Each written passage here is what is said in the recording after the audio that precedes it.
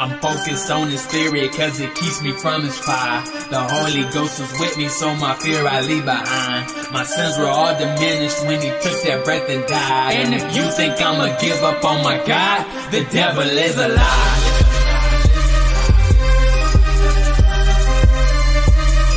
The devil is a lie.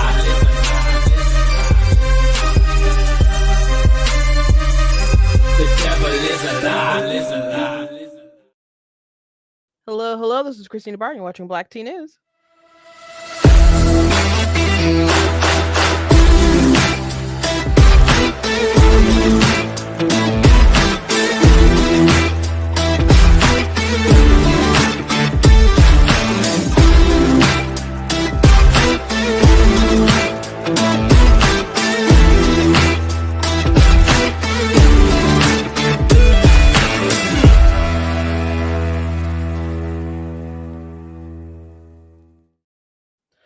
Oh gosh, don't know why the camera keeps blurring in and out. I thought I fixed it.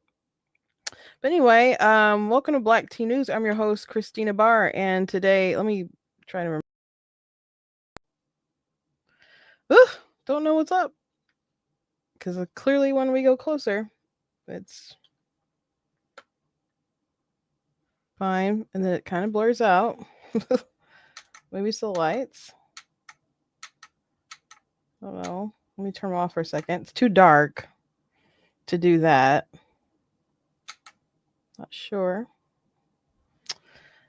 what's up, but well, it looks better. Okay. Anyway, some Democrats are angry today and lashing out because I suppose it's safe to lash out because one, we have a new president coming in and Joe Biden is veggie tales anyway. So he lost. So there's some folks speaking out, mad that he didn't get out sooner. Some people upset about the pardon. Eric Adams was upset about the cost of open borders, which is interesting because, he was pro sanctuary cities and all that stuff when he ran. So, they had to live by their own ethic and it didn't work out too well for him. But they can blame, Donald Trump for all that stuff. So, not Donald Trump, Joe Biden. And a lot of people are angry at him. So I guess it's fashionable to talk about it now. But I just think it's funny because a lot of these things that they're mad about were things that were true, obviously, during the election. And they were true when it was before Harris got in, it was Joe versus Trump and stuff. So I think it's funny. And we're going to maybe have a laugh today at their expense at some of the stuff that they're saying. Chuck Todd just like really unloaded and stuff with Joe Biden and because he and how he's not, I guess, so good after all.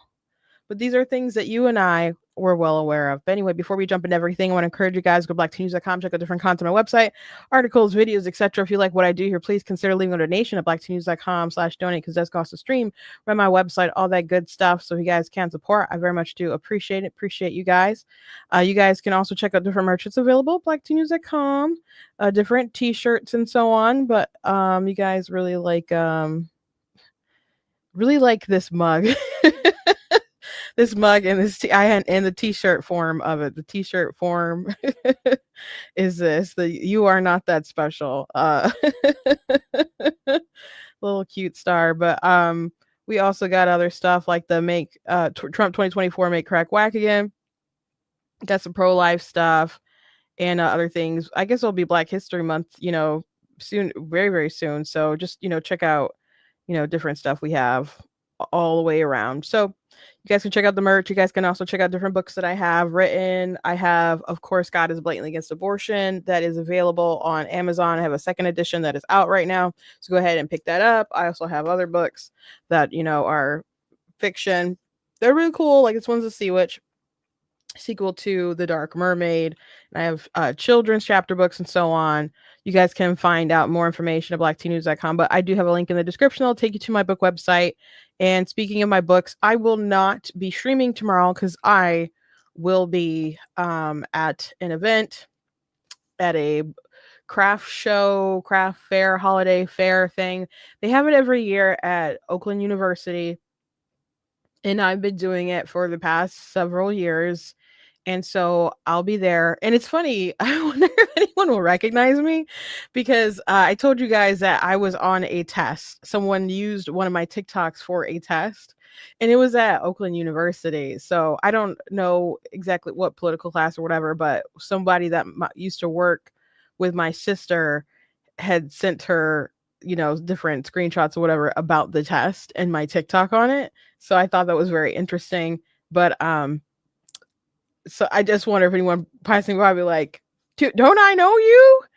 And so it'll just be interesting. But anyway, I'm selling my books there. So if anyone's in the area, like the Oakland County area, whatever, I'll be there. So it's from 10 to 3, I believe. So I'll be there all day. My sister will also be there. She's actually, I think she's live right now.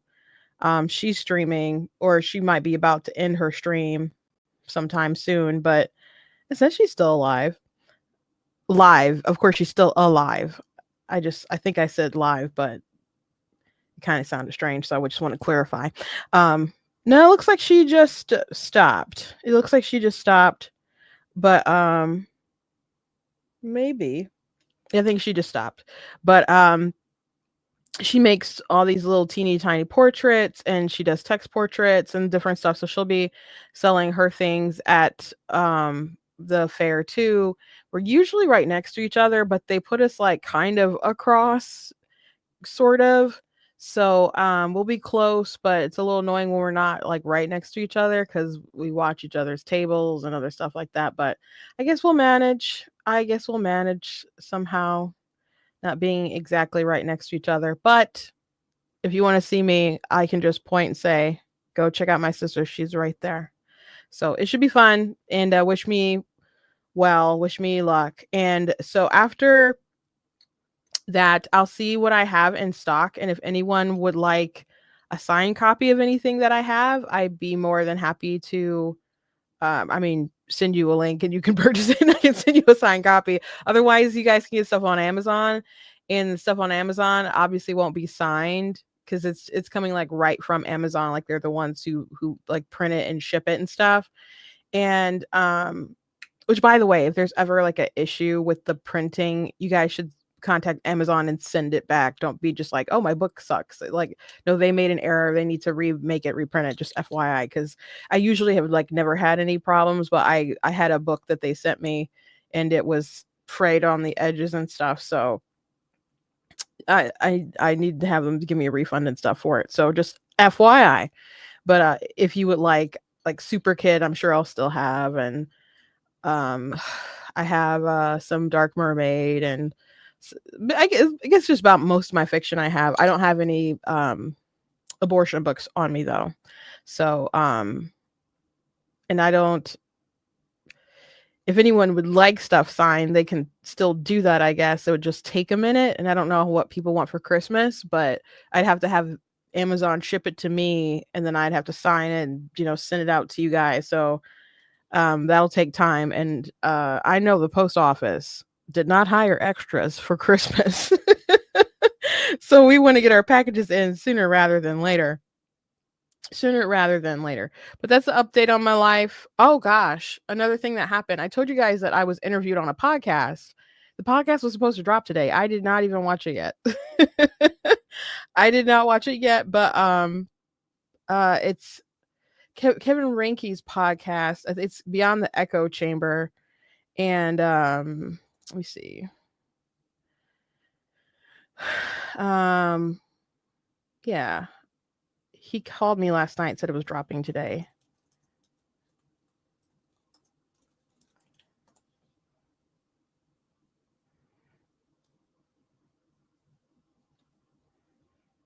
And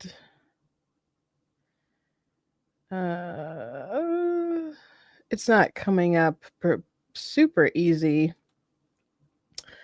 when I search it on Facebook. Maybe I was tagged. I don't know. I'll post clips or share clips. But it's supposed to drop today. That doesn't mean it's dropped yet, I guess.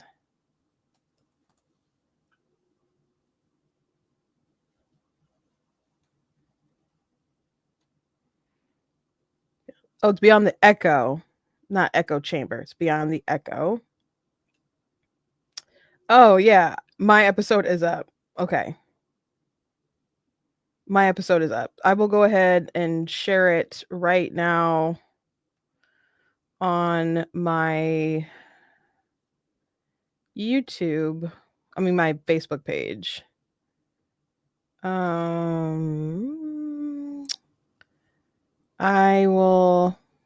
I'll have to do that afterwards because it's not giving me an obvious option, but I will share it right now on my personal page. So I'll do that later. Thank you for bearing with me. So yeah, it's that video is up.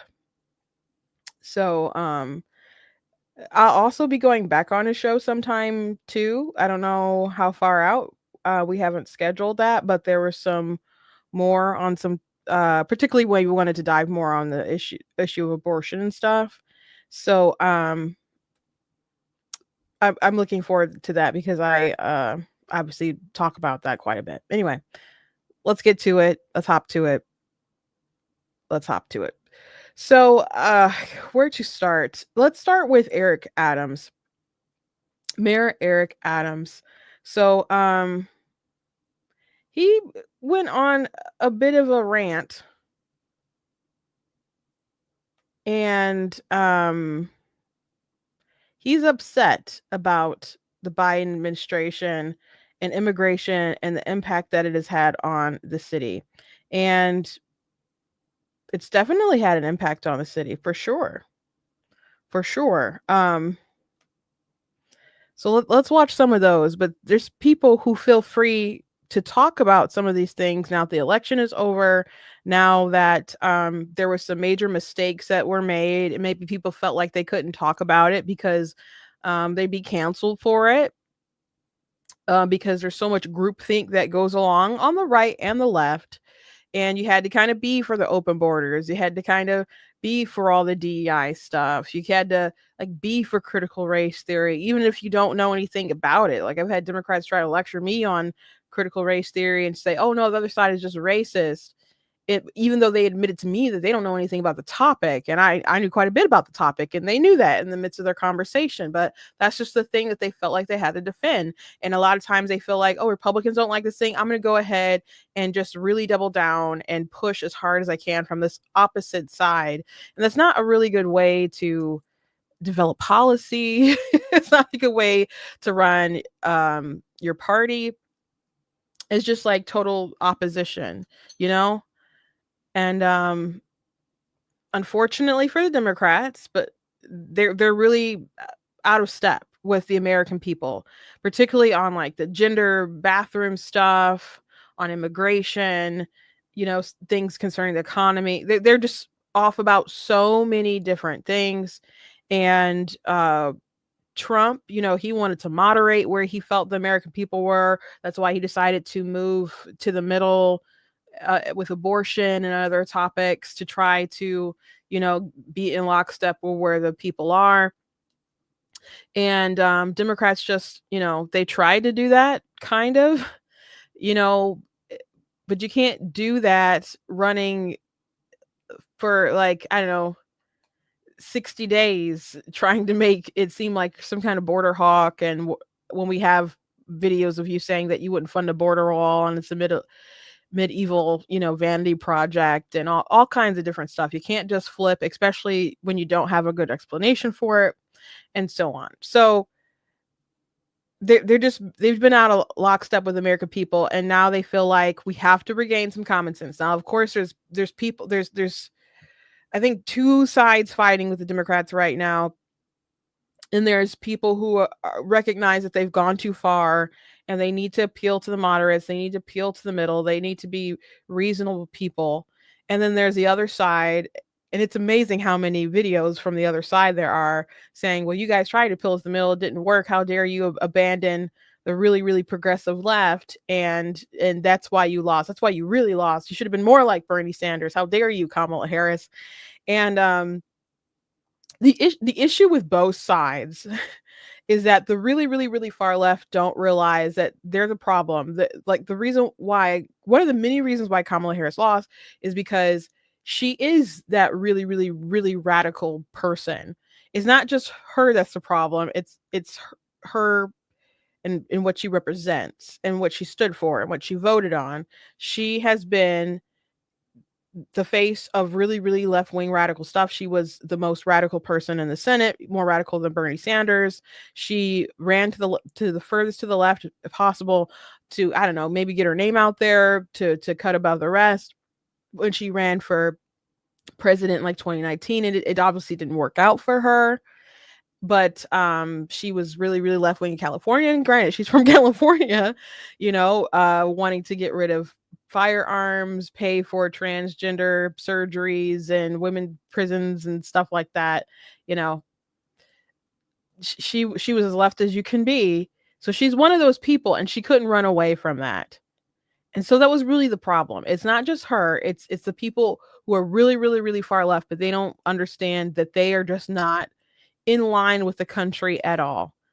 They're not. So if they want the country to move, they have to be persuasive, but their ideas just frankly suck, okay? It's not just a lack of being able to persuade, because they've definitely been able to persuade a lot of people and to make a lot of people afraid. But when, like, there's real world applications of the things that they advocate for, it's obviously very bad. Like open borders, for example, didn't turn out too well for New York. Now, I guess it could turn out better once if you could leave them all in Texas, and the border towns in Texas had to shoulder the burden. But one thing that, Governor Greg Abbott decided to wisely do was send people to New York and Illinois, so in other places, so people had to see how bad it was and how they would like it when someone says, "Hey, you're a sanctuary state, you're a sanctuary city, have at it.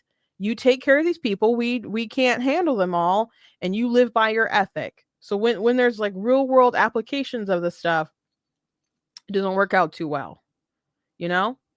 So that's an issue with that one side of the Democrats. The other side, that's maybe not as crazy as the left or the far left, and they're trying to appeal to the middle or whatever. Like we just have to be persuasive. We have to get that middle. Okay, but the problem is that you guys are still pretty left too, and you're not properly handling your business as far as the folks in your party. You let them bully you. You like their energy. You like that they'll knock doors and make TikToks and all that stuff. And you want to utilize and harness this power of these really woke, dumb kids, but you won't stand up to them. So you have them running around doing crazy stuff. Like they let the pro-Palestine, Queers for Palestine, all those folks, run around on the college campuses and so on. And they wanted to protect them and not really properly scold them for their dumb ideas, because they wanted their energy, they wanted their support, they wanted their vote, and didn't really take time to talk to them, persuade them into better ideas. And they just tried to let them run wild while trying to appeal to the middle. And it just didn't work because they couldn't clean house themselves. And then you're running a candidate that's also really a left-wing person who can't articulate why she's really not that person anymore, because she is still that person. So I don't know who's going to win, but there are some people speaking out now. So I thought this clip from Eric Adams that's circulating around was pretty interesting. But at the same time, he's kind of full of it. You can't place all this blame on the Biden administration because, again, these people were forced to live by their own ethic. It's not just that the Biden-Harris administration didn't want to secure our border and did a piss poor job until recently. Well, there's still a piss poor job, but they decided to actually start doing some stuff. But they wanted to be a sanctuary city. Those who are here committing crimes, robberies, shooting at police officers, raping innocent people, have been a harm to our country. I want to sit down and hear the plan on how we're going to address them. Those are the people I am talking about, and I would love to sit down with the board of czar and hear his thoughts on how we're going to address those who are harming our citizens. We're open to that. Open to hearing what their plan is to deport some of these folks, and you think the city, in some circumstances, should cooperate with ICE. Let me. You know what's interesting? And I was talking to the team the other day. I want you to all go back and Google Hillary Clinton and Barack Obama. Google what they said about those who commit crimes in our city and what they said in our country. They said those who commit crimes need to get out right away. That was their position. So this is not a new position, because in the state of in the era of cancel culture, no one's afraid to be honest about the truth. Well, cancel me, because I'm going to protect the people of the city. And if you come into this country, in this city, and think you're going to harm innocent New Yorkers and innocent migrants and asylum seekers, this is not the mayor you want to be in the city under. Interesting. There's another clip I want to show you guys. Willing to work with Tom Homan. They know there's a new sheriff in town, bruh. They know there's a new sheriff in town. But it's not just the fact that there's a new sheriff in town with Trump. Is that he won all the swing states. Not only did he sweep all the swing states, there's a big shift. And even though he lost some states like New Jersey and Minnesota and so on, he didn't lose them by that much. And that should alarm a lot of people. It should alarm people that is New Jersey going to be a swing state, like not too distant future. The gains that they thought they made in Texas, very, very wiped out. Very, very wiped out. Okay. So they can see where the tide is turning. And he's correct. You can go back and watch that clip. Someone's in the comments saying, have I seen that clip that he's referencing about Hillary Clinton? Yes, I've seen that clip, and a lot of people are sharing it around. Her saying what he's saying about, like, hey, if you guys commit the crimes, you guys have to go back and not only send the people who committed crimes back. They said, if you came here illegally, you guys can, pay a fine, a hefty fine, pay back taxes. And then what do? Now, they didn't say amnesty. They said, you got to go to the back of the line. That's what they said back in the day, when this wasn't too controversial of an issue, when people understood that border security was just an important standard thing that both sides of the aisle needed to do. What changed? Well, I do think they want a lot of people. I mean, you could always argue that both sides want cheap labor, and you could definitely argue that now. Boy, there's so many videos, so many Democrats, so many news people going on TV saying, if we get rid of all these illegals, who's going to pick your grapes? And like, who's going to clean your toilets? Who's going to, mow your lawns? And it's just really incredible, because you kind of feel like you're watching a window in time, and you can understand how in the 1800s, when they're like, man, we got all these people that are being enslaved and it's just really mean, we need to let them go. Like, but if we let them go, who's going to pick your cotton? So they're arguing, they always claim to be for the worker, but they're telling you that they need to have basically these wage slaves. But some of the stuff is crazy. Like, my brother would cut the grass all the time. There's Americans who actually do the work, these jobs, people on farms. A lot of stuff is done by equipment, and a lot of people employ their family members to do stuff. But with mowing the lawn, my brother did that. And then we moved to the suburbs, and we ended up at one point having a pretty big lawn. And my dad just paid some college kids to do it. Paid some college kids. They had equipment. They go around and they mow different people's lawns. Now, you could have people coming over here and undercutting folks with that kind of labor. Like my sister said, I forget what city she was in, but there was a black guy who was driving her doing Uber, and he actually owned like doing construction and landscaping, other kind of stuff like that.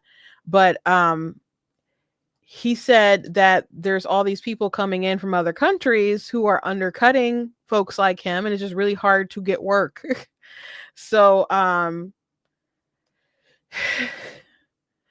there are people who are coming in and, you know, who are getting benefits at the same time that they're doing some work, and they can afford to have stuff really low.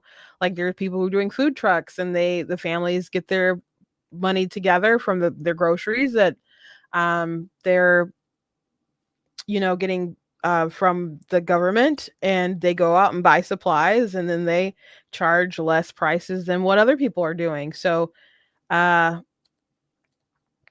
people will know and learn very quickly how they can take advantage of our system that really, really screws over the people who've been here,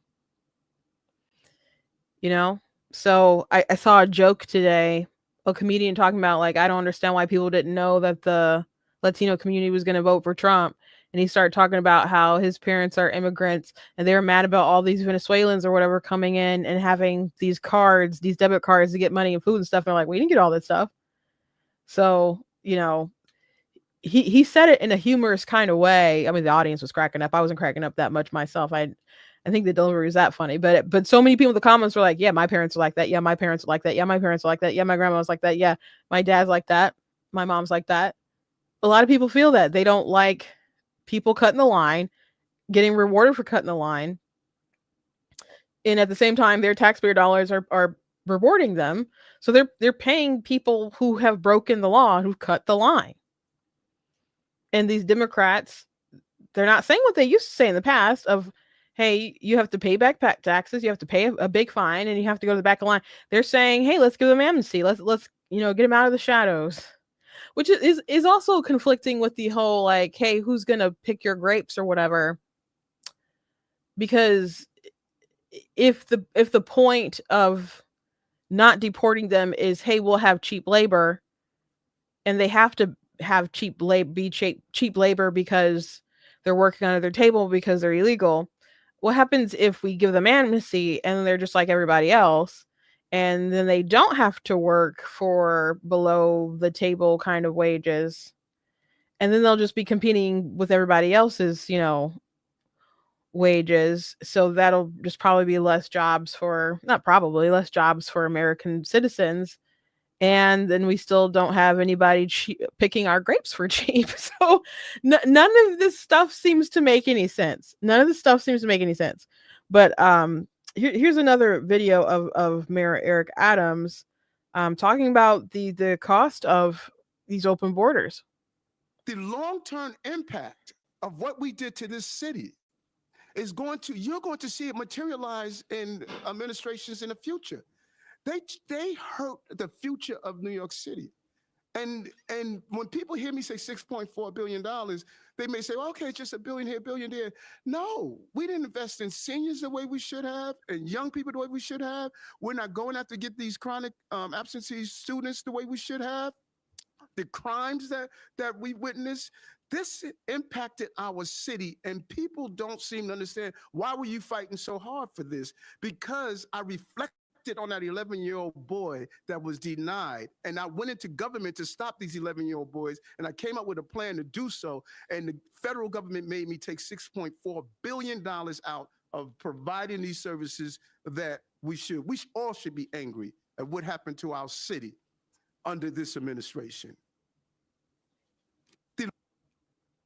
We should all be happy about what happened under this administration, because they had to spend so much of their money on the illegal immigrants and not investing it into the city itself, into the citizens itself. And I do want to remind people that Eric Adams, you know, he He said New York City is and has always been a city of immigrants. We are a destination for diversity, a place where people in every nation seek refuge, raise families, and enrich our communities. Under my administration, our government will reflect that. And that's the vibe people got. And if they wanted to have like a sanctuary city or whatever. Again, Abbott made them live by it, and it didn't work out too well for him. Didn't work out too well for him. It's a little late though. But whatever.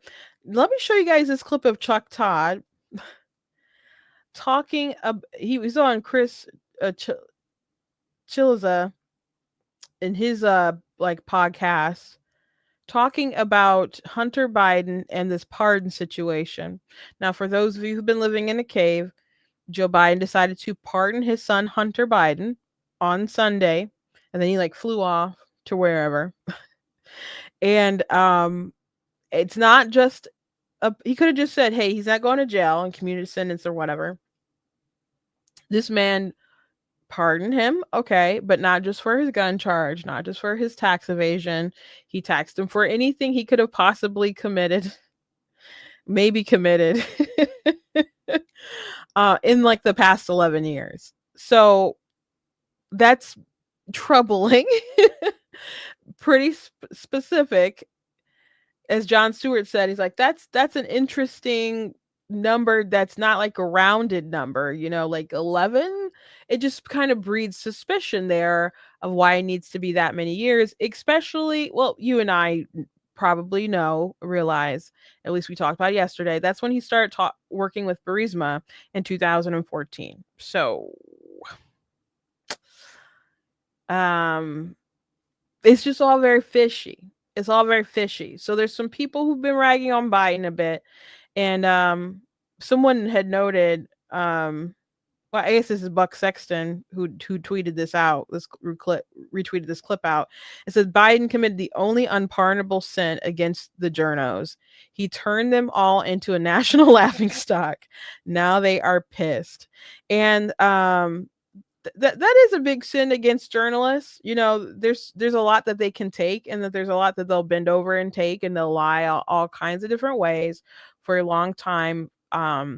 But there comes a day when they are exposed and they get really upset. Now, they were really upset. They went to bat for Biden and his mental health, and they pushed the cheap fakes situation.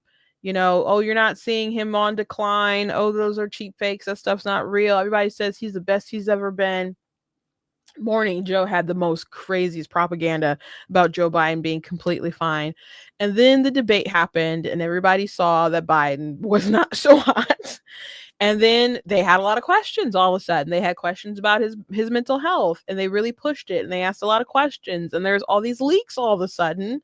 And they covered it, and they covered it a lot. They covered George Clooney's op-ed and other things people had been saying. And they kept asking Biden. Biden kept saying, I'm going to be in this race. I'm not getting out. I'm not getting out. I'm not getting out. But they kept asking him over and over and over again, because they covered for him, but they were embarrassed because they all got found out, right? They all got found out after the debate. So they kept pestering and pestering. And I don't know what was the last domino to fall that made Joe Biden decide, or somebody, if Joe Biden even did it, somebody post that Joe Biden was dropping out on Twitter, okay, on X. So Caitlin Collins, she was on a Bill Maher show, and she's like, well, yeah, we covered Joe Biden's decline, or his mental health, or what happened after the primary of the debate. I'm like, you don't get a cookie for that. You don't get kudos for that nonsense, because you guys were protecting him until you couldn't hide it anymore. So once they couldn't hide it anymore, the journalists were like, oh gosh, they had to go hard on Biden. One, they did want him to drop out, and they wanted him replaced, and they wanted a new shiny object to kind of run, but he made them look stupid. So I think there's truth to the thing that they're upset about is when they look dumb, or when you cross the threshold into their area, they're the ones who are preserving democracy. Democracy dies in darkness. They have huge egos. Like President Obama, he had several scandals in his administration. Some people think that the only scandal he committed was wearing a tan suit, but that's not true. There was a Fast and Furious. There was, of course, Benghazi. There was the IRS scandal. There was the spying on Americans. And then, of course, there's stuff that when Trump started coming in, the spying on his campaign or whatever. But in the like the height of like the Obama administration and stuff, there was one scandal that the journalists actually thought was a real scandal, and that's when Obama was like spying on like journalists and stuff and going after journalists like that. That's what alarmed them, and that's what they actually saw as a real scandal, because it impacted them. So when it impacts them, that then there's hell to pay. So here's Chuck Todd, unloading on Obama and the Hunter Biden case, basically saying that they're not good people. I follow the Hunter Biden trial very closely. Mm-hmm. I read every transcript, all the testimony, because that's what all that was made public. And there is, you want to get angry, just as somebody in just all these mixed emotions. You read the Hallie Biden transcript, and that's Bo's widow. Yes. And essentially he turned her into a crack addict. And this was all happening in 2017, 2018. And Joe Biden were so concerned about their family that they decided to run for president. Yep. So when you talk about the word selfish, it's almost like the word doesn't, their decision to run for president put the entire Democratic Party and the United States of America in the position that it's in now.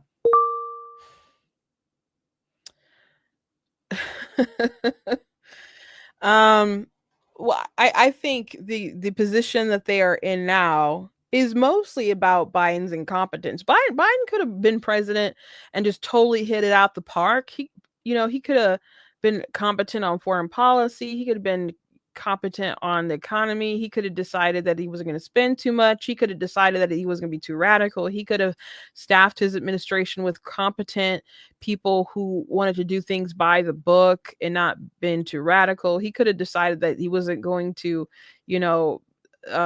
stock his administration with people who are non-binary and steal women's luggage so he can, I don't know, wear their clothes and not have DEI hires be the assistant health secretary or the health secretary or the press secretary and transportation secretary and so on. Like he could have made some good decisions for the country. He could have left Afghanistan or not left Afghanistan, but he could have at least left in a reasonable manner that wasn't going to put people at harm. He could have, made sure that there was correct intel before droning an aid worker and some children.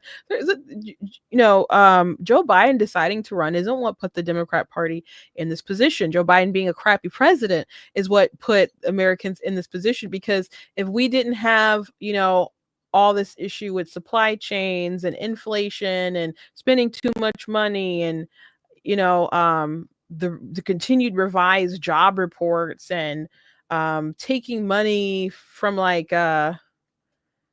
did something with Medicare or is it Medicaid and covered it up to pay for other garbage. I think maybe EVs or something. And it's going to make the premiums go up. So if you want to see a doctor or something, I encourage you to do it now before we go into the next year, before things get like too expensive. But they did so many shady things throughout their time in the presidency. But if he had done a good job, he would have been reelected, even if he's old as dirt. And then there would have been a time where he would have probably just had to step down because he's like 82, right? I think that's his age.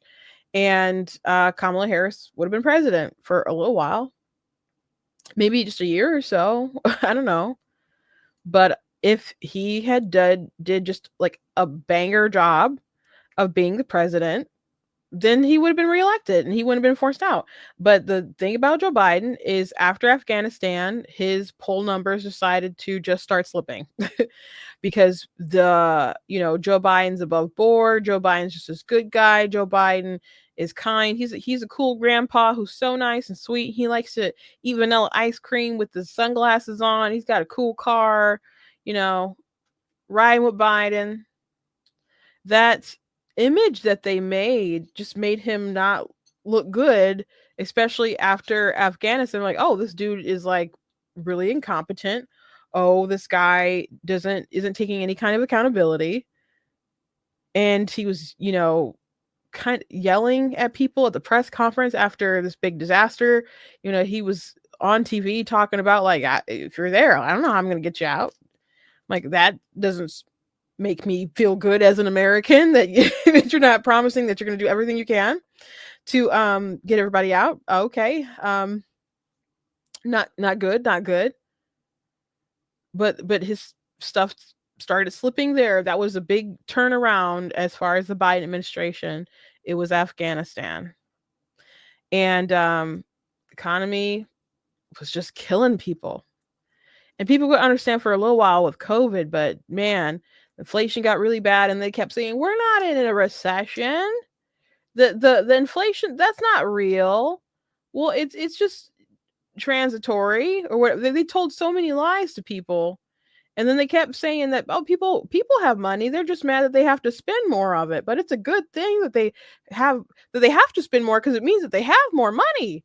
And some people have more money. A lot of people didn't have more money. There's people who had, wage increases, and their wage increases don't feel like they're real wage increases because prices of other stuff went up.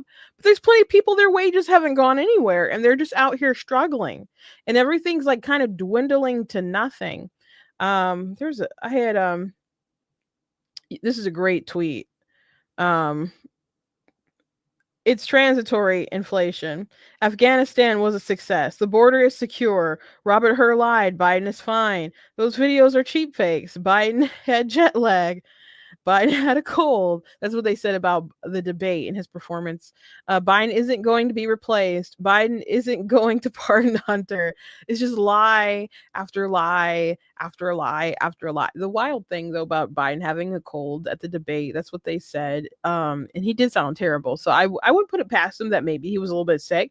But to save face, he decided to go to a Waffle House and talk to like black voters after that. I don't know specifically black voters was the goal, but there's a lot of black voters in the Waffle House.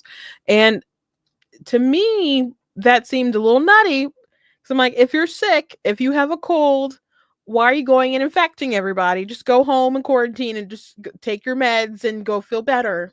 Don't go shake hands and kiss babies at the Waffle House, in like 11, 12 in the morning or whatever. Well, I guess it wouldn't have been 11 in the morning, but like 12. I don't remember what time it was, but it was after the debate.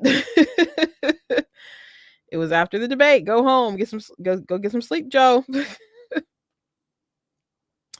But even there were headlines that were saying that it was a conspiracy theory that Republicans were floating around about Joe Biden being replaced. Obviously not a conspiracy. People who knew he was going to pardon Hunter, again, we're not mad. We knew it was going to happen. We just don't appreciate all of these lies from the Biden administration. We don't. So Chuck Todd.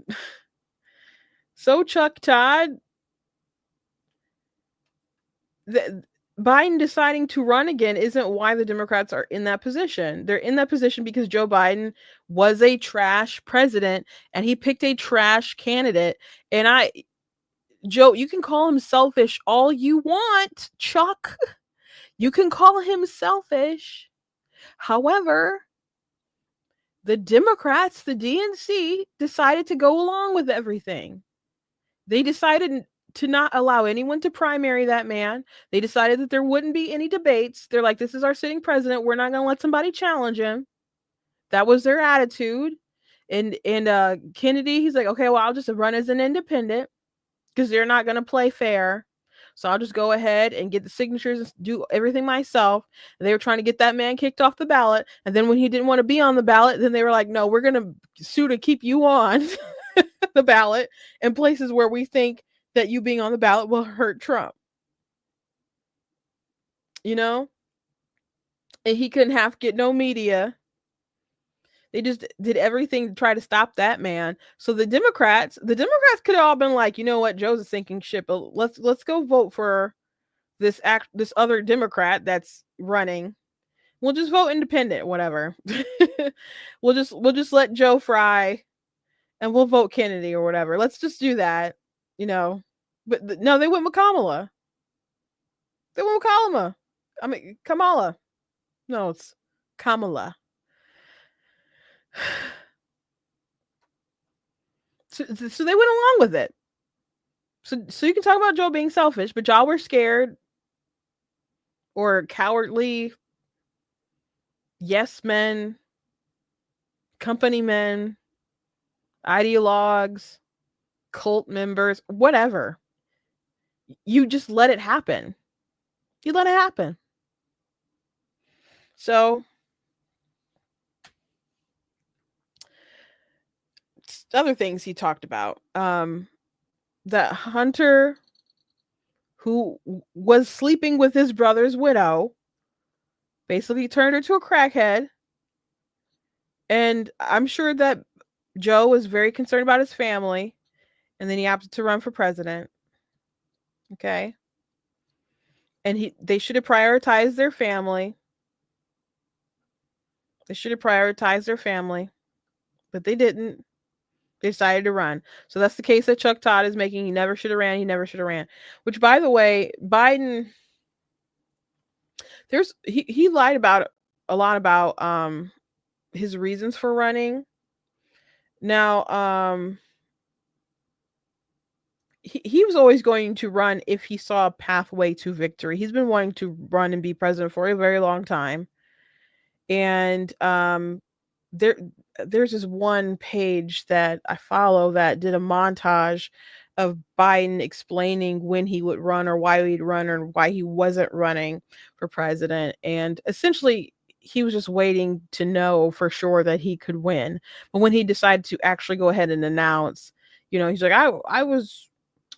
I saw Donald Trump in the rally and the veins popping out of the white supremacists' necks and heads and the soul of the nation, and all this stuff wasn't true. That stuff wasn't true. He was just waiting to see if he could win and pull it off.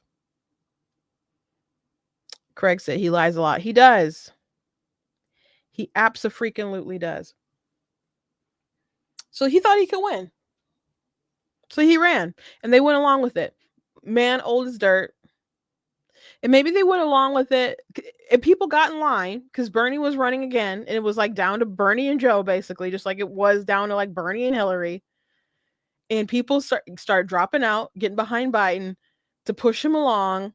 And I'm not saying that Bernie would have won the nomination, but I'm saying eventually calls were made and everybody decided to coalesce around that one man. Okay.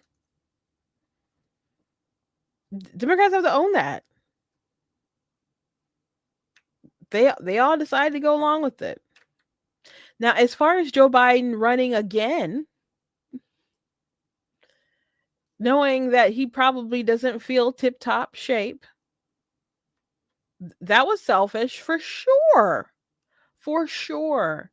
But it was also selfish of the media to pretend like he was fine. They knew better.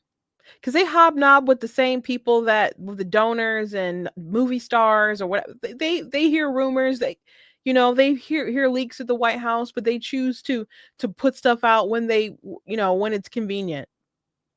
When Joe Biden was a nuisance, they put out information to destroy him, to force him out. They could have tried to force him out earlier themselves, or they could at least report it on things responsibly. But they couldn't do that because he was up against Donald Trump. Their job is, if you're a journalist, your job is to tell the truth, right? Isn't your job supposed to be something along the lines of that? that you inform the public about what's going on, what's happening. Where was Chuck Todd's outrage for Joe Biden and his selfishness prior to his loss, or prior to them wanting to force him out of the race? Where was this attitude? I don't know, February or something like that, when people thought it was just going to be Trump v. Biden. Why not come out and say, hey, these people are trash. They cared more about power than they cared about the family, who's going through a real crisis. Where was Chuck Todd there? I'm not saying his assessment about Joe Biden is wrong. I'm just saying he has some nerve. It's a little late. I mean, it's the perfect time to come out and talk about Biden if you were a spineless grifter, because his career is over. His legacy is tarnished. And frankly, not to be too morbid, but his life is probably not long, because he's 82. So you can be all big and bad and speak now, but where were you? You were so into the trial yourself, reading all these transcripts, and there was stuff out before, bro, about how nasty this family was. I mean, there were reports about Hunter's daughter, who he didn't want to pay child support to before, but the decision to not put the stocking at the White House, that was a story for a few years. And I don't think it didn't really blow up till like last Christmas, maybe. Where were you guys? Talking about how trashy this family was. Why didn't you guys talk about Ashley Biden's diary? Yeah, y'all talked about the people who got convicted for like taking it or whatever, for trying to sell it or whatnot. But what about the contents of it and what Joe Biden allegedly did, what she alleges that he did, and the inappropriate showers? There's plenty of stuff y'all could have said about Joe to embarrass Joe. Get Joe out. I was talking to somebody. They have a theory that they only think as much stuff came out about Hunter because I guess they wanted him to drop out, but I don't know. So they kind of buy into the,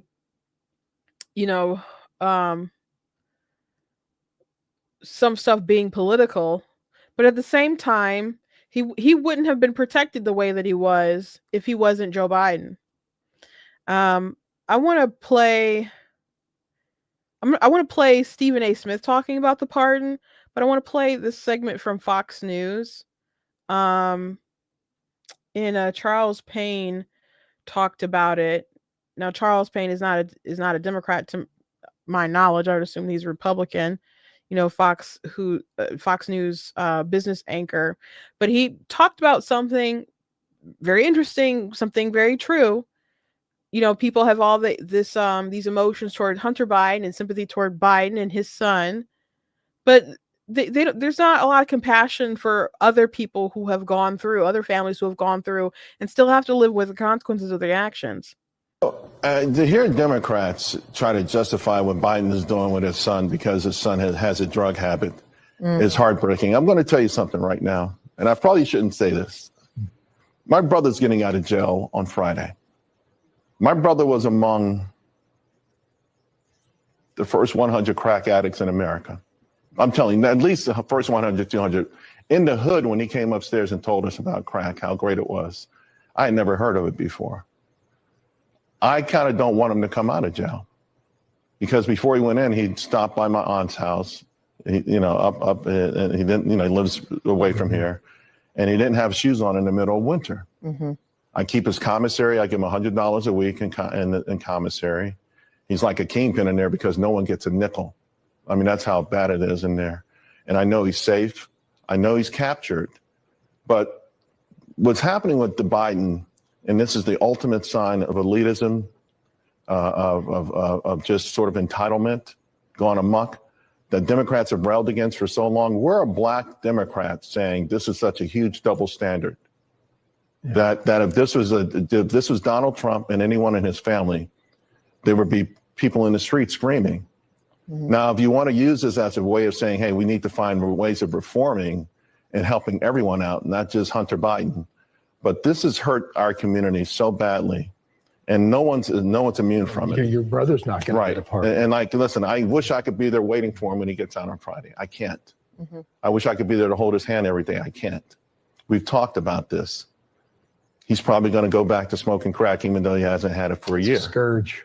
It's a scourge. He can't shake it, but he was the smartest one in my family growing up. He's a great person in his heart. Yeah. And he could have been a great American. Yeah. And you still love him. And of course I love him. You want to help him. Right. You can't. But it's a slap in the face to everyone that that Joe Biden gets to do this. Yeah. It really is. It's a slap in the face for anyone whose family members have either gone to jail for, doing stupid stuff. I mean, really, like stealing apples or something like that. Or when this first started, whose grandmother was killed for a welfare check to buy this. It's a slap in the face to everyone. And I'm glad Charlemagne is pointing it out. Everyone needs to point it out. If you really give a damn, listen, I don't know what the stakes are, because they're probably greater than just the tax evasion stuff. Mm-hmm. And maybe a next administration would uncover some things that we all kind of feel may have gone on there. Mm-hmm. Maybe Biden's trying to protect him from that. But stop telling me about this fatherly love for someone who's addicted to drugs, because we all have family love for drug addicts in our families, and none of them are getting this kind of treatment. Thank you for sharing. That's just real talk right there. That's just real talk.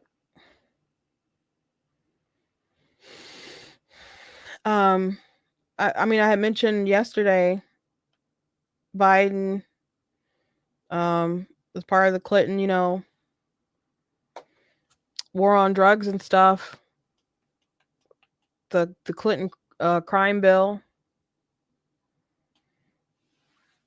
So there's a lot of people who have family members. I have family members. Did drugs, sold them, other stuff, and I'm not of the opinion that it is a victimless crime. So I'm not saying that people shouldn't go to jail for certain offenses or whatever, but he expects all the mercy in the world, and Joe Biden has the power to wield it, because he does have pardon power. I can understand him wanting to do whatever he can for his son. I'm sure that's part of the reason why he stayed in office, was to make sure that he could protect his son. I think that's part of it. But you don't get to just cry about how your justice system, your DOJ, is picking on your son, and you don't think that your DOJ is picking on anyone else. It's just fine and dandy, and you believe in it. There's a Daniel Penny case, and I've referenced it. We haven't, I haven't followed it as closely as I would have liked to, but that's the case where it was in New York. There was people on a train, and there was he was a crackhead, and he was threatening people. He's been violent before, could have killed some women and different folks, but he's saying, I don't care if I live or die. I don't care. I'll go back to jail, saying all kinds of crazy stuff, making people really uncomfortable. And so this former Marine, Good Samaritan, just, put him like in a hold. And other people were like helping and stuff too. And the guy was still alive when the train stopped, but they decided to arrest him for manslaughter because the man died, and he could very well go to jail for killing that man. And the New York's finest, they didn't want to give him like mouth to mouth or whatever, because he looked really gross and they didn't know what he perhaps had. he's just getting steamrolled, and he could probably go to jail. And and if you want to talk about motivated, a lot of people believe that case is motivated by race. And at one point in the trial, they were just referring to him as the white man. So not using his name, just the white man. And then the state was mad that he called the guy a crackhead, like in his video where he was talking to the police. And when he was talking to the police, he didn't even know that he was a suspect at first. He was just like communicating with them and talking about it, and then all of a sudden it turned, and he realized, I guess, that they were questioning him and he was actually in trouble. Always have a lawyer, people. Always have a lawyer. And I mean, this case should be, it's not making it as many waves as like the Kyle Rittenhouse case and stuff, but this is a sad case. It's a pretty big deal. And I don't know what this jury's going to do. And I don't think people expect that he's going to walk away. And I don't know how this motivates people to be good Samaritans in the future. There are people who on the train who said that they were glad that he acted, that they were grateful. And that didn't matter. They wanted somebody to pay.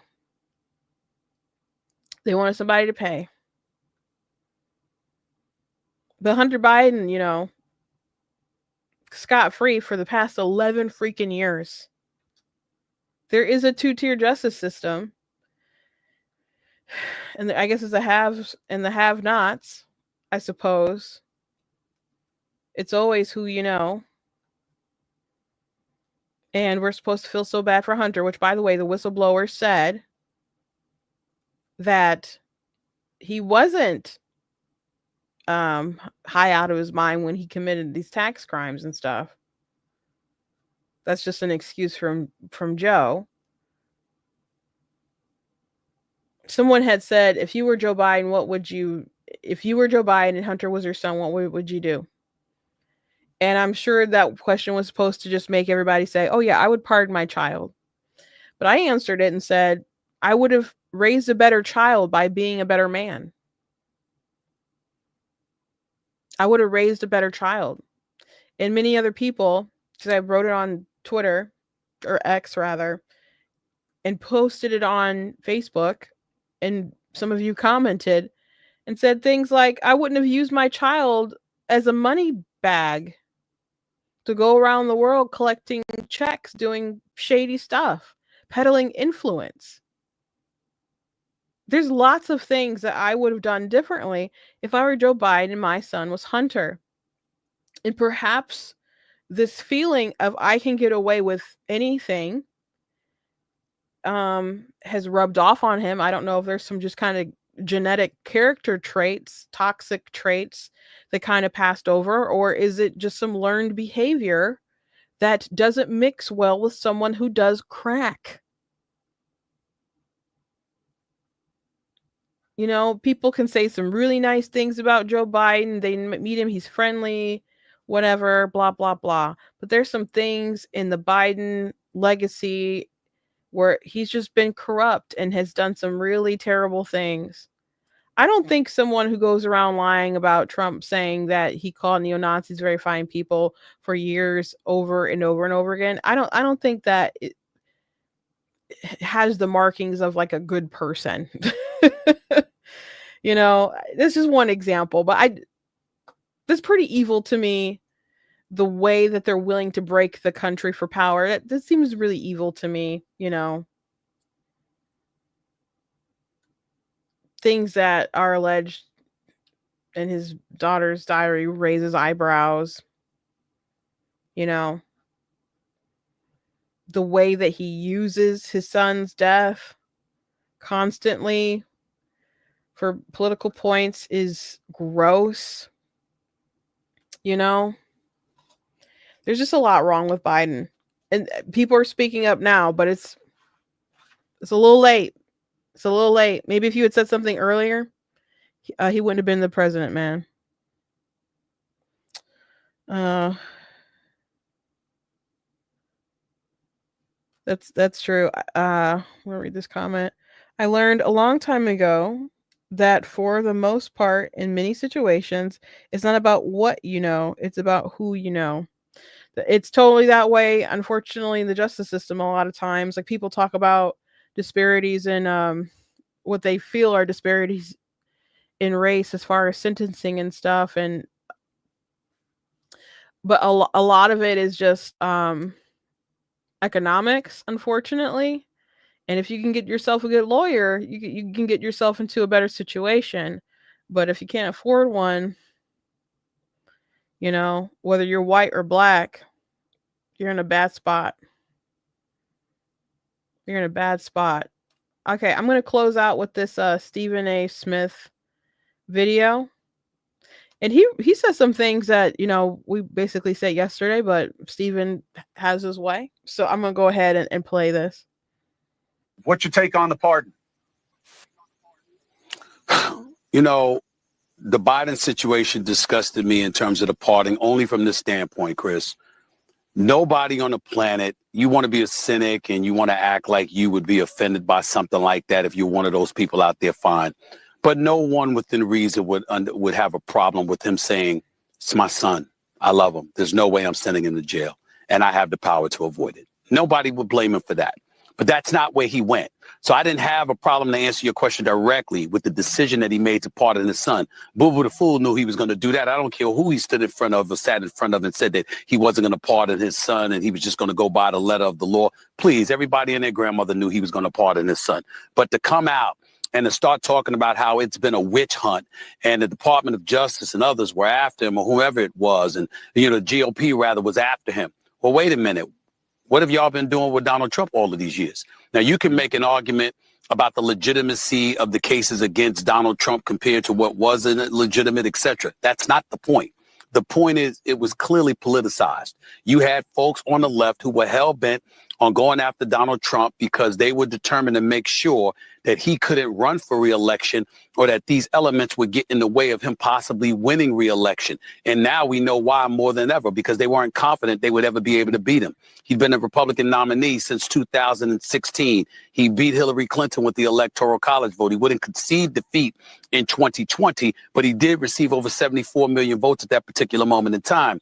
And then you fast forward 4 years later, despite the 34 felony convictions, the 2 impeachments, the bevy of crimes that he had been accused of, the Republican voters out there, the conservative voters out there, and a lot of independents from various communities said, he's the guy we want. And I've said it on many, many occasions. It wasn't about him, just like it wasn't about Biden in 2020. It was more against Trump. In this particular instance, it was an indictment against the Biden administration, what had been going on for the last 4 years. Some of the things going on with the border, obviously inflation, of course, crime in the streets, of course, woke and cancel culture and all of that, it all played a role.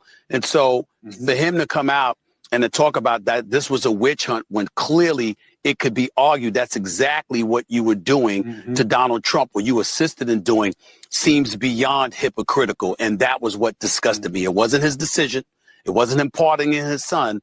It was the weak, pathetic explanation that he gave, which has most critics just shaking their heads and raising their eyebrows and saying, what nerve you have. What nerve you have, for sure.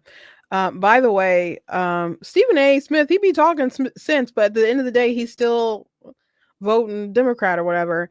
And Chris Cuomo, he gets on my nerves too, because there's a lot of times or clips or whatever, like he talks a lot of sense, but I'm like, bro, you were on CNN spewing all kinds of propaganda nightly, and then your brother gets kicked out, you get fired or whatever, forced out, your brother is forced to resign from being governor, and now you act like you got some sense, and you would say some stuff, and it's like, oh, even Chris Cuomo was saying this thing, and it appeals to some people on the right, it appeals to some people in the middle. I don't think he just woke up and found religion all of a sudden, and that's an expression, just not literally found religion, but it's just an expression, like he got some sense suddenly or whatever. I think this man knew better while he was on CNN, but they played to their audience. People on Fox will play to their audience too. a lot of these network news stuff, people play to their audience, and they push some stuff that was just silly. That was just silly. So he can have Stephen A. Smith come on there and they can all talk sensical stuff, but yeah, y'all were wackos. Maybe not Stephen A., but Cuomo, y'all were wackos a few years ago. Straight up wackos. Somewhat at one point in time I was reading, because someone had asked about the Daniel Penny case. Greg Price reported, you can't make this up. Daphne Uran, who is a Manhattan prosecutor currently throwing the book at Daniel Penny. In 2019, she gave a reduced sentence to a black man who murdered an Asian college professor as he was withdrawing cash from an ATM. She said that it was under the guise of restorative justice and ended up giving him 10 years for manslaughter after he was originally charged with murder. Now she's attempting to imprison an innocent man who protected a group of people on the subway. That's crazy. That's crazy. And I it's funny because not funny, haha, but just interesting, because I just mentioned that I believe the Daniel Penny case was largely about race. It's a political prosecution. It's a racial restorative justice kind of prosecution. And then I happened to look and see this story about this prosecutor and how she looks through the lens of restorative justice and downgrades violence that a black man committed against an Asian man. They don't want Asians to be minorities when it's up against like a black person, man. It's like you are no longer a person of color when we can start to consider that hierarchy, man. So this I hope the jury does the right thing, man. I don't know. My hopes aren't high, man. But it's just crazy, the contrast of what Daniel Penny's going through, and Biden's like, boo-hoo, my son, let me give him a 11-year blanket pardon because the DOJ is mean. Not mean to everybody. It's just mean to my son. It wasn't mean, when we arrested grandmas and, so on. It wasn't mean when we went after pro-lifers. It wasn't mean when we had all these indictments against Trump. It's only mean when it comes after my son Hunter. That's when it's politicized. Forget that it's my DOJ. Forget that it's my attorney general. Forget all that stuff. Everybody's just so mean to Hunter. Kick rocks. Anyway, that's all for today. I'm going to encourage you guys to go to blackteams.com, check out different content on my website, articles, videos, etc. I did a funny TikTok right before I came on. I wonder, TikTok is playing me though. With my views though. Yeah, they're playing with my views, but people are sharing the scene from from Wicked. It was a song, popular. And so there's a scene where she's talking about elected officials or whatever, and she's like, did they have brains? She's like, don't make me laugh. They were, and then Elphaba says popular, and then she's like, right. And so I just had a picture of Kamala and it said popular. I'm like, DEI. So I'm thinking, I did a video yesterday. I haven't posted anywhere besides TikTok, but I think I'm going to put an article and see if I can get it published in other places or whatever, but just how DEI decided this election. And yes, Kamala Harris was a DEI candidate, but their focus, the Democrats' focus on DEI is how you get someone like Kamala Harris.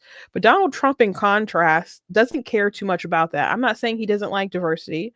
I'm not saying he doesn't like inclusion, but the idea that there's been some kind of racial injustice, so now we need to just look past people's the best person for the job in order to restore justice or whatever, is not what he's interested in. So JD Vance is obviously a white man. And they doubled down on, hey, we're two white guys. His last ticket was two white guys. And he didn't care. He just wanted the best person for that job. With Mike Pence, he was a governor, and he was a solid conservative to a lot of people and stuff. And so that was the stability that, they needed, with Trump being kind of a wild card, not knowing how he would govern and so on. So, and he did a really good job at the debate and stuff. But JD Vance, he Trump got his, I was gonna say money's worth, but it's probably the wrong kind of term. People might start speculating things, but I just said that as an expression. But he proved his worth, I guess is a better way to say it. He went out there, he worked hard, he was so good at interviews, he did great at the debate, and he did great on the podcast. He's not like electrifying like on the rally stage, but he did everything that he needed to do, and he did it better than Rubio or Tim Scott and other people of color who people might have been interested in being Trump's VP, that would have ticked off some boxes. But at the end of the day, he doubled down on who he thought was best, and he proved to be very correct.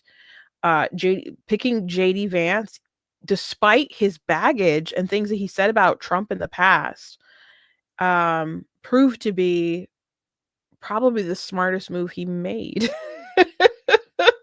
Maybe only second to doing those ads about she's for they them or whatever. But though JD Vance was such a good pick. It was such a good pick, and a lot of people couldn't see the wisdom in it, and it seemed to go contrary to wisdom. But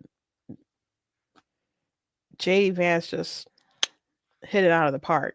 But if Trump was like, hey, I'm gonna pick a black guy, I'm gonna pick a Hispanic guy or whatever, or pick a woman, he would have missed out on the person who was best suited for such a time as this. So Democrats, they got stuck with their ideology of picking, a woman of color. That's what Biden had to do, felt like he had to do in 2020. And of course, she's a VP, so she was kind of first in line for that spot. So they were stuck within their realm of ideology, and Trump was just like, screw that, I'm gonna pick who I want to pick, and if you guys are mad about it, is whatever. I'm gonna just do what I want to do. So I think I'll kind of put that together down on paper.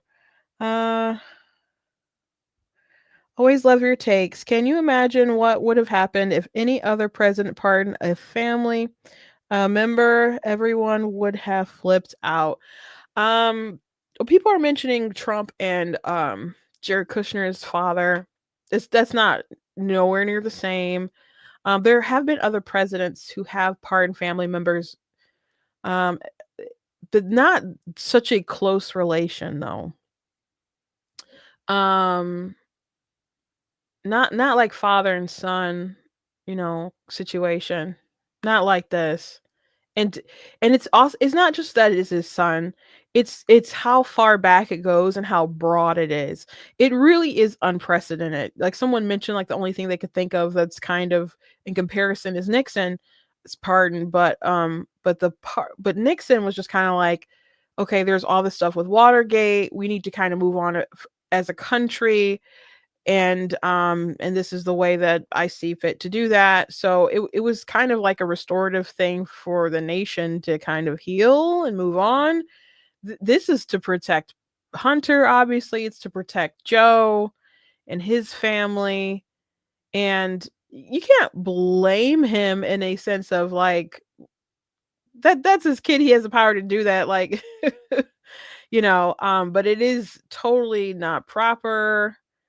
Especially after lying about it, and especially the length of it. It's not just the things he was convicted of, for the things that he confessed, and he could have just like been like no sentencing, but still had that felony charge, on his record with the gun charge and stuff. Like he could go get another gun.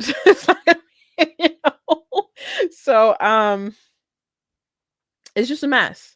There's nothing like this. There's nothing like this. Nothing. Nothing. And again, I'm not mad and I'm not surprised. But us noticing is not us flipping out about it. You know, it is unprecedented. It's worth talking about.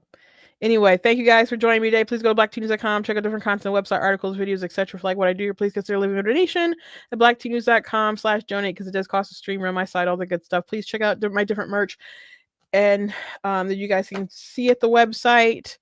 I like this cool goat hoodie, goat t-shirt. I do have them in different colors. Also have the I'm Not the Victim You're Looking For t-shirt and other stuff. We've got some nonfiction books. I got some historical fiction fantasy books you guys can check out, and also like children's chapter books and so on. I will not be streaming tomorrow because I will be at OU for like a craft show that's like in Michigan, Oakland County. So if you're in that area, I'll post it on social media, on my YouTube and my Facebook and my TikTok and stuff, so people will know if they're interested and want to come, say hello and come by and get a book or whatever. I do not have my abortion book in stock. I don't have any of those in stock, but I have Slayer Fear. That's my only other nonfiction book, and then I have my I think I have all of my fiction books in stock except for one of my sequels, and that's The Song on the Devil's Lips. Everything else I have in stock, and so you guys can come by and pick up a copy and get something signed if you're in the area tomorrow. But that's what I'll be doing. I will post a video, though I had told you guys I was going to post something over Thanksgiving weekend or whatever. I didn't end up doing it. It was my video with Ben Shapiro and Jubilee and stuff, but it got flagged for copyright. So I was waiting to see if they would take it down, and they did. So I will probably just post that tomorrow. So there will be something. I just won't be live. Anyway, thank you guys, and I will see you on Thursday. God bless.